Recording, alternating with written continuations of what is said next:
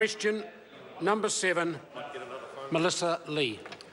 Thank you, Mr. Speaker. My question is to the Minister for Land Information and asks, what did the data released by Land Information New Zealand in the Property Transfers and Tax Residency report indicate regarding the tax residency of those buying and selling property in New Zealand?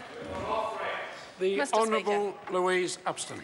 Mr. Speaker, in the 6 months up to the 31st of March 2016, 2 to 3% of transfers involved buyers who indicated an overseas tax residency. In the same period, 2% of transfers involved sellers who indicated an overseas tax residency. LINZ collected this data to ensure that those involved in property transfers pay their fair share of tax. Supplementary question. Order. Supplementary question, Melissa Lee. Can the Minister tell us more about the data? Mr. Speaker. The Honourable Louise Upston. Mr. Speaker, the data is based on actual counts of property transfers and the tax residency indicated. Over the last 6 months, around 67,000 transfers were registered.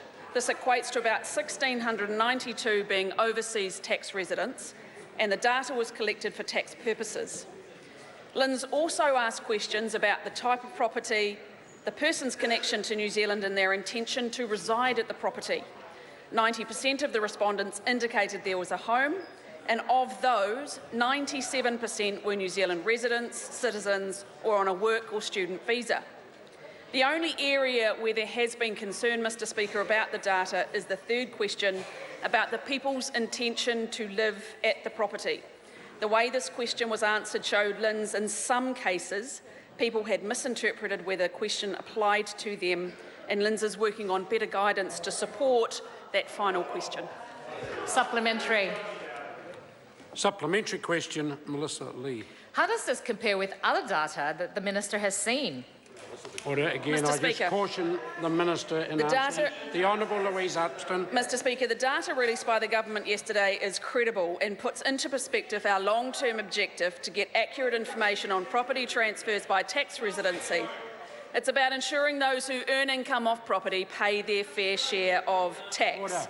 It's also about informing policymakers and the public about housing.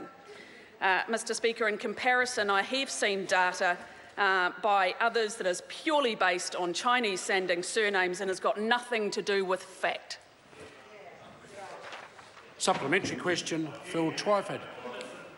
Why did she exclude businesses and trusts from her calculations? Mr. Speaker.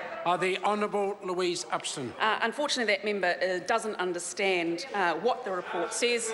They are not excluded. Every single property transaction has been captured, with the only exception being those that were contracts entered in prior to the 1st of October, which isn't captured by this legislation. Point of order, Mr. Speaker. Point of order, Phil Twyford.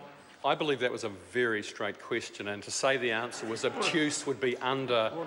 Very straight answer was given. The member asked why were businesses and trusts excluded, and the Minister said they weren't. Point of order, Mr. Speaker. If I may, the term they were excluded from her calculations. The calculation of the number that the Minister presented did not include businesses and trusts. Order. The member's in danger when I stand. The question's been addressed. If the member wants to try a different angle, but as the way I listened to the question very carefully, the way I listened to the answer, it has been addressed. Further supplementary? No. Question number 8.